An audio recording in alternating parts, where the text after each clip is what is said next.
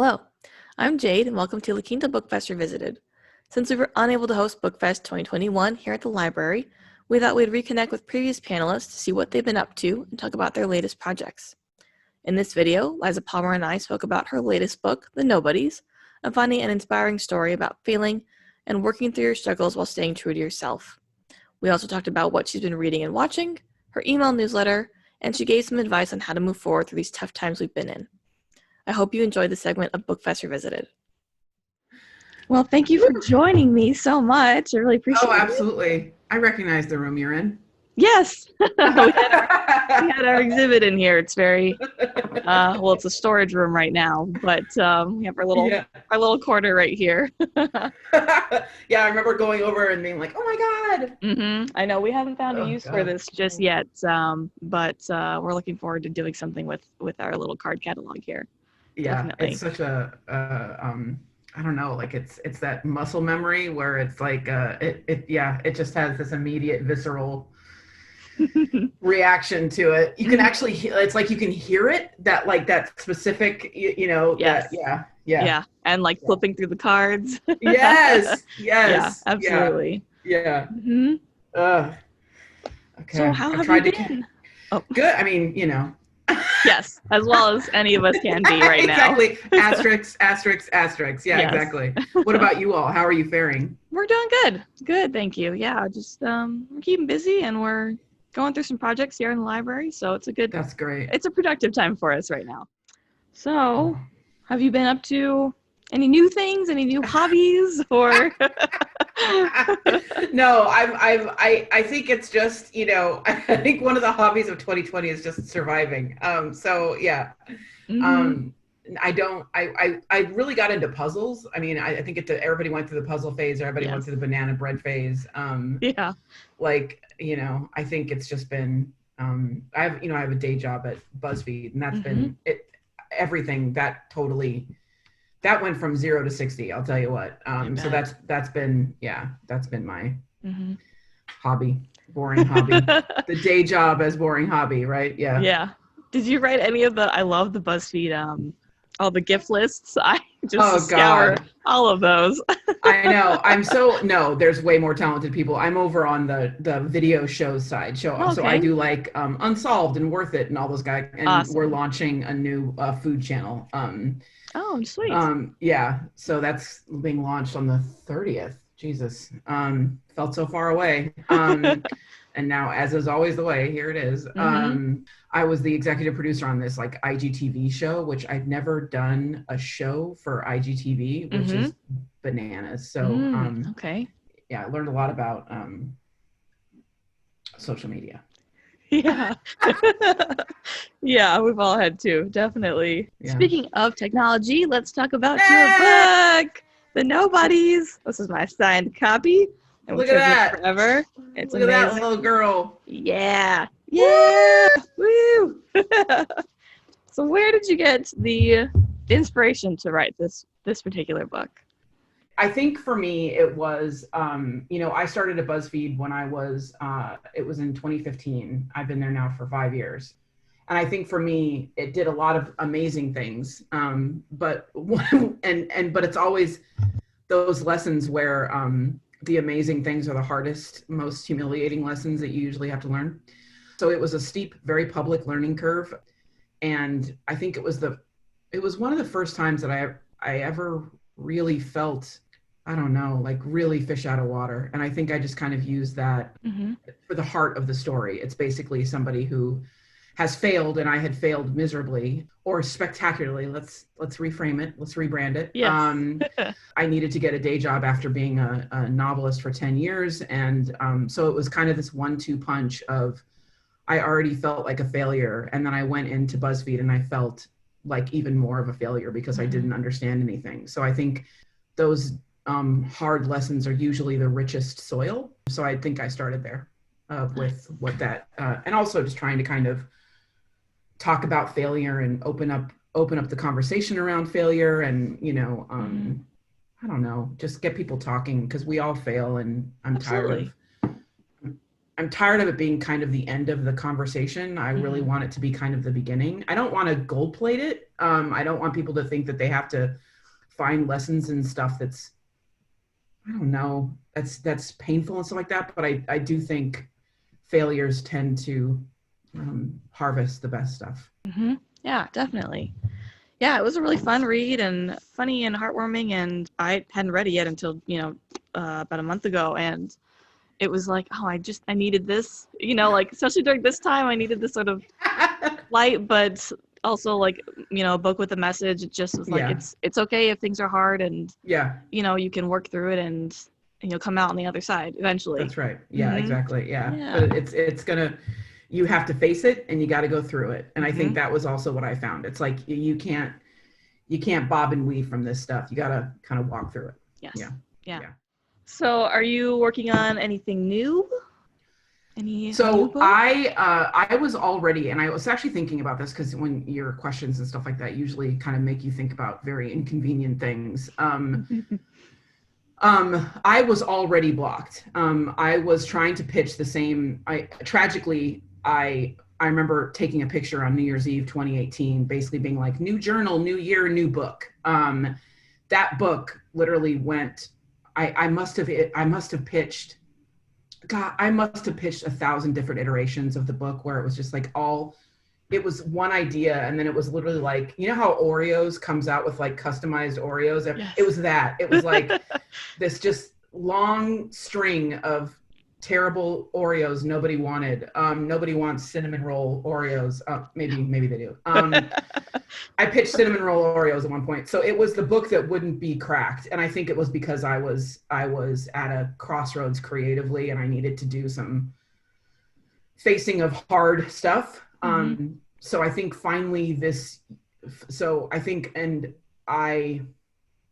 and once again, I don't want to kind of gold plate this story because I think this is the kind of story that people really like to kind of talk about, which is like, and then I pulled myself up and all that kind of stuff. And it's like, yeah, but it was really painful and kind of scary and awful. Didn't for a happen long time. No, it didn't. Yeah.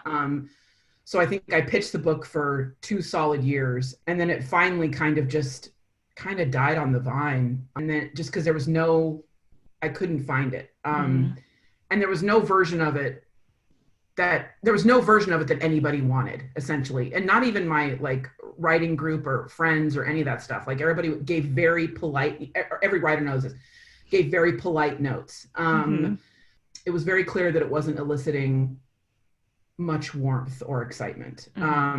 Or maybe the idea was, but the execution of it was definitely wanting.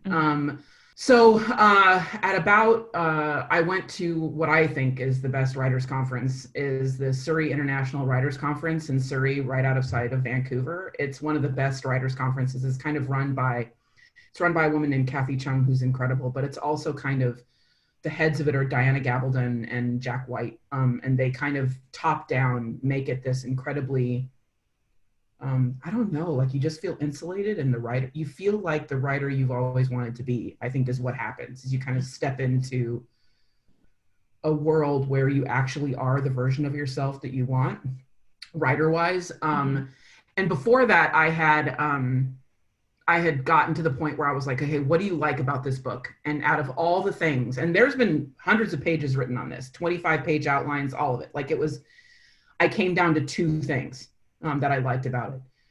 And so I went into that conference with just those 2 things back on the table and an openness to kind of to just follow my nose. And out of that came a spark. That was kind of the missing piece. So I think I've got something. It feels better. It feels scary, which is usually good instead of boring.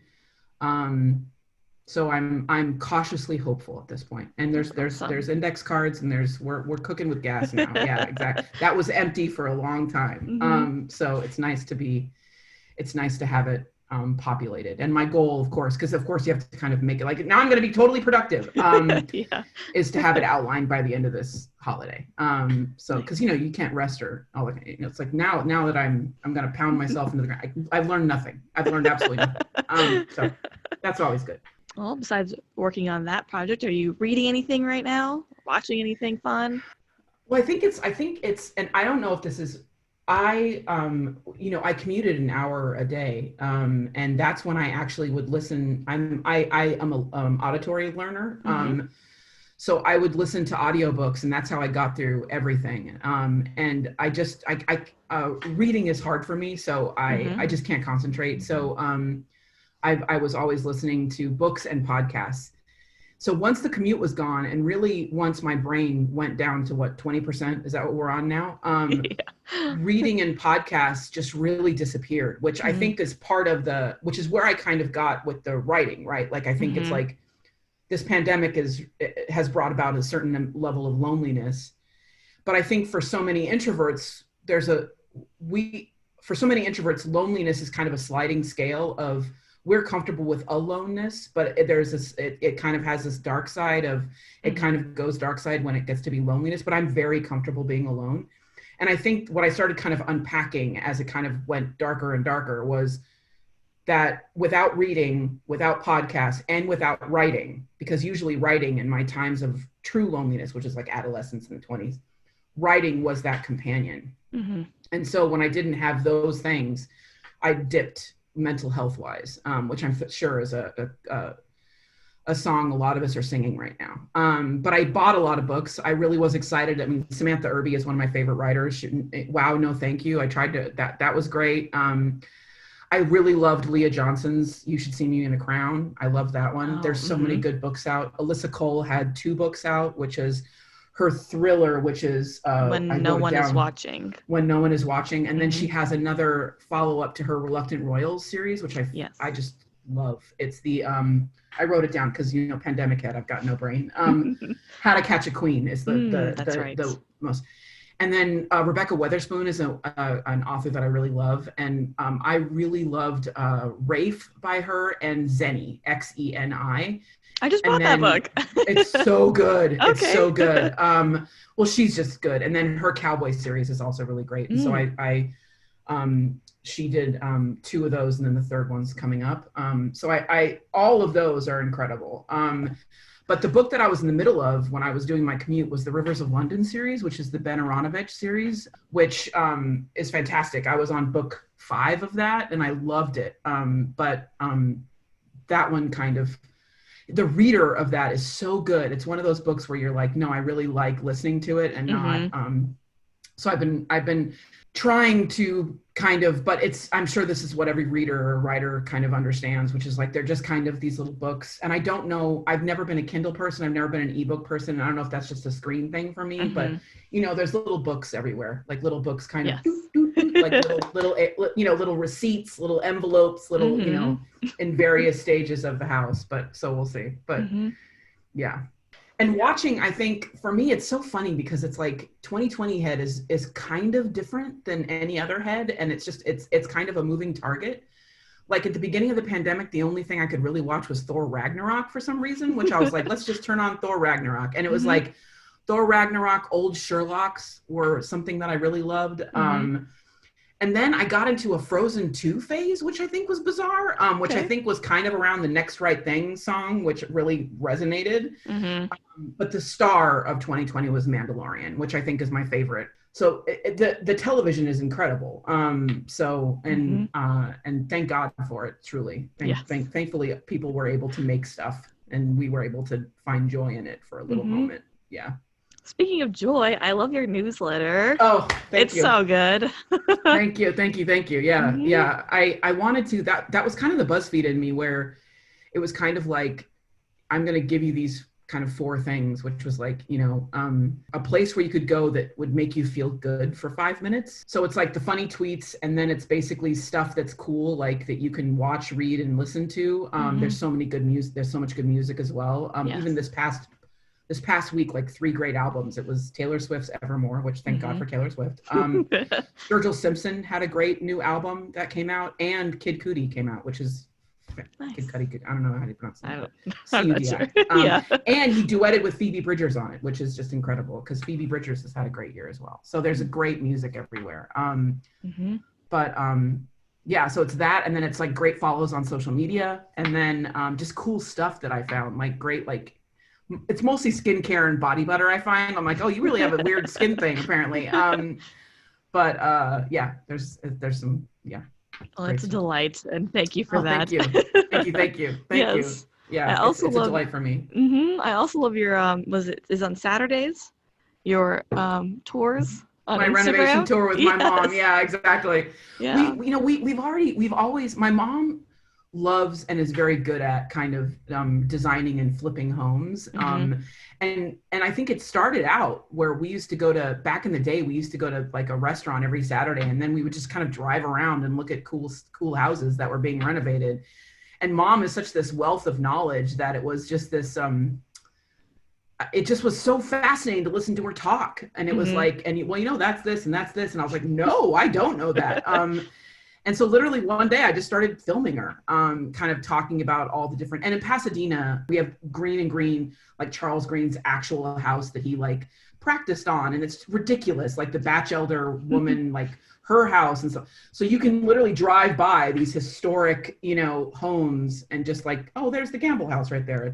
You know, so we started kind of threading in some really great, we have a Frank Lloyd Wright here as well. We have, anyway, there's some great ones. So we have a lot to work with.